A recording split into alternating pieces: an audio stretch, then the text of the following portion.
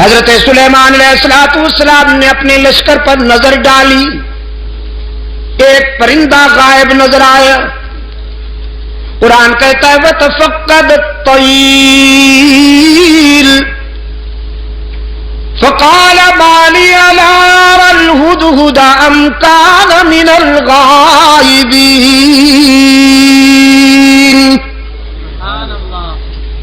حضرت سلیمان علیہ السلام نے ایک پرندے کو غائب پایا،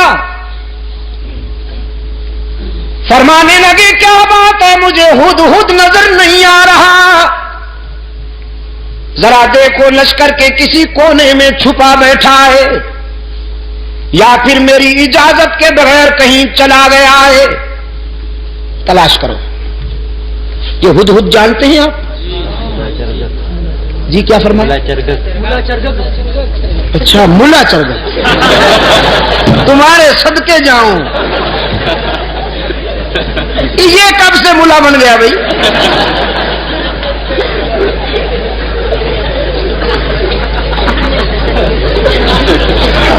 اور آپ کو یہ اتھارٹی کس نے دی ہے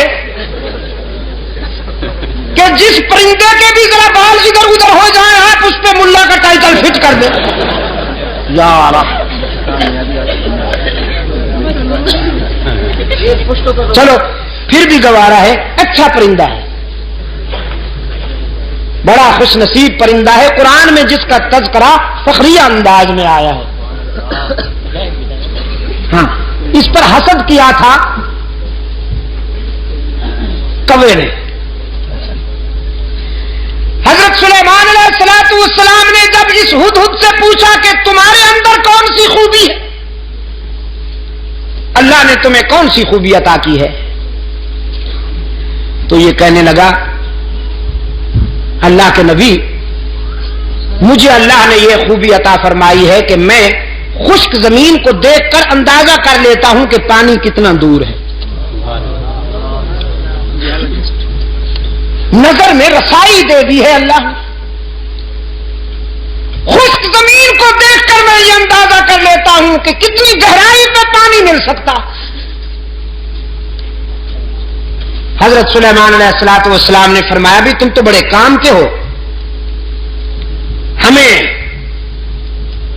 ویرانوں میں اور صحراؤں میں سفر کرنا ہوتا ہے،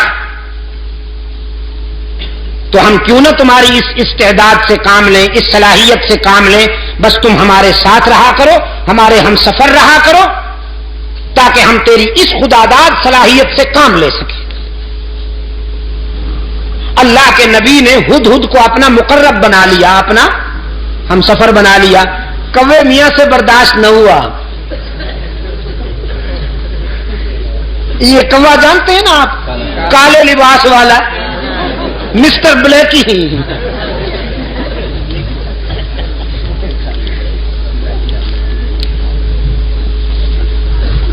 اس جنس سے ایسے فیصلے برداشت نہیں ہوا کرتے۔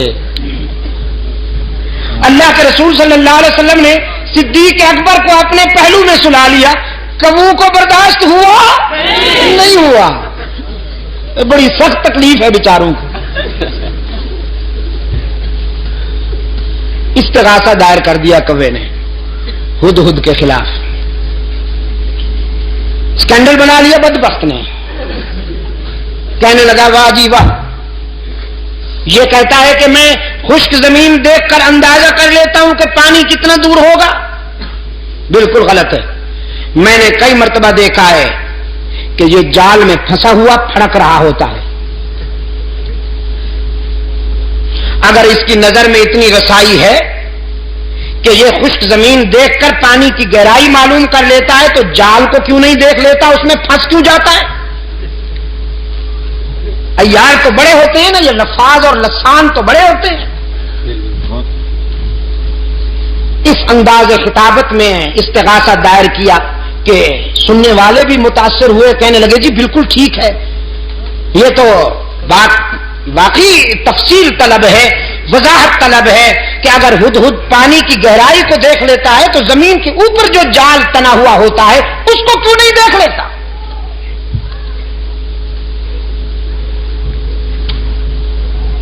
حضرت سلیمان علیہ الصلوۃ والسلام کی عدالت میں طلبی ہو گئی ہدہد کی. کوا بھی برادری سمیت آ پہنچا.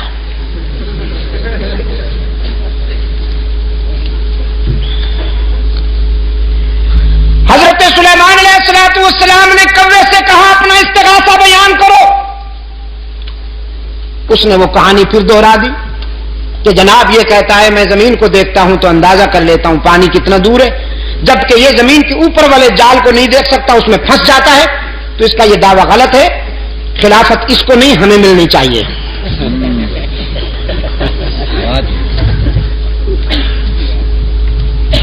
مولانا رومی رحمت اللہ علیہ نے اس سوال و جواب کو منظوم کر دیا ہے اپنی مثنوی میں.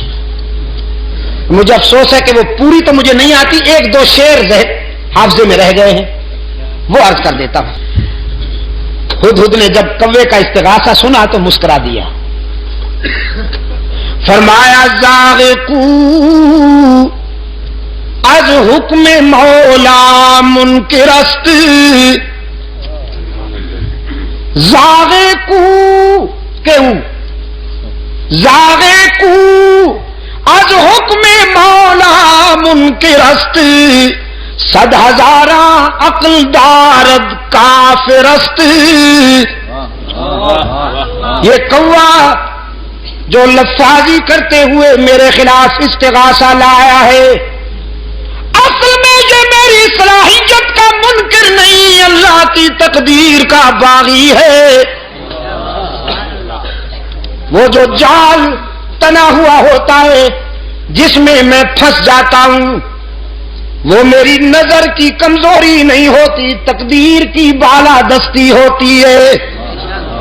من ببینم دام را اندر ہوا، من ببینم دام را، میں ہوا کی اڑانوں میں جال کو دیکھ سکتا ہوں، لیکن تقدیر کی بالا دستی میرے شعور پہ پردے ڈال دیتی ہے. دیکھتا تو ہوں لیکن سمجھ نہیں پاتا، بالآخر جال میں پھنس جاتا ہوں. وہ میری نظر کی کمزوری نہیں ہوتی، اللہ کی تقدیر کا فیصلہ ہوتا ہے. سلیمان علیہ السلام نے فرمایا اخرج انک رجیم، دیکھو نکل جا، بکواس کی ہے تو نے. اللہ نے جب یہ استعداد عطا کی ہے تو تجھ سے برداشت کیوں نہیں ہوتی؟ کوے نے کہا جی جاتے ہیں، ناراض کیوں ہوتے ہیں؟ جاتے ہیں ناراض کیوں ہوتے ہیں؟ وہ نکل جاؤ نا. جاتے ہیں جی، احتجاج کرنے کی تو اجازت ہے، پروٹیسٹ تو کریں ہم، ذرا تاریخ تو چلائیں آپ کے اس فیصلے کے خلاف. سلیمان علیہ السلام نے فرمایا قیامت تک چیختے اور چلاتے رہو گے، تمہارا منہ بھی کالا رہے گا، تمہارا جسم بھی کالا رہے گا. حسد کے مارے ہمیشہ حسد کے اندھیروں میں ڈوبے رہتے ہیں. اللہ جنہیں اپنے فضل و کرم سے نوازے وہ پیغمبر کے پہلو میں سوتے رہتے ہیں.